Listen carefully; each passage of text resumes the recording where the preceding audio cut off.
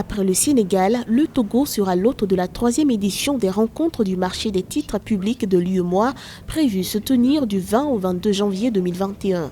Pour cette édition, l'agence UMOA Titres, responsable de la gestion et de la promotion des titres publics de la zone UMOA, veut notamment renforcer le leadership de ce marché financier, mais aussi favoriser un dialogue émetteur-investisseur fructueux. C'est une place incontournable pour le financement des États qui mobilise des ressources importantes au niveau interne, mais comparé par exemple aux besoins de financement globaux des États, ça reste quand même un tout petit peu faible. Ça c'est la première chose. La deuxième chose, c'est que le marché des capitaux de l'UEMOA traîne à attirer des investisseurs étrangers. Le marché de l'UEMOA est à la traîne parce que très peu d'investisseurs non zone UEMOA viennent investir sur ce marché. Donc je pense que le leadership il est bien renforcé au niveau des États, mais il faut encore activer d'autres leviers pour attirer plus d'entreprises et plus d'investisseurs étrangers. Cette 3e édition sera l'occasion pour l'agence UMOA Titres de promouvoir davantage ses instruments.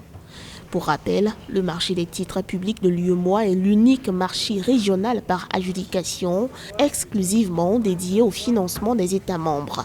À fin décembre 2019, les émissions des États ont connu un taux de couverture de 193%, une première depuis le plafond de 139% atteint en 2016. L'agence UEMOA Titres fait de très bon boulot, ils font un très bon travail. Ils ont réussi à mettre en place une plateforme sur laquelle on a beaucoup d'informations sur le planning d'émission des États, sur le planning d'émission des entreprises et sur les résultats des opérations qui ont été menées. Donc le travail qui est fait est à mon avis déjà excellent. Organisée du 8 au 10 janvier 2020, la précédente édition a réuni plus de 150 participants.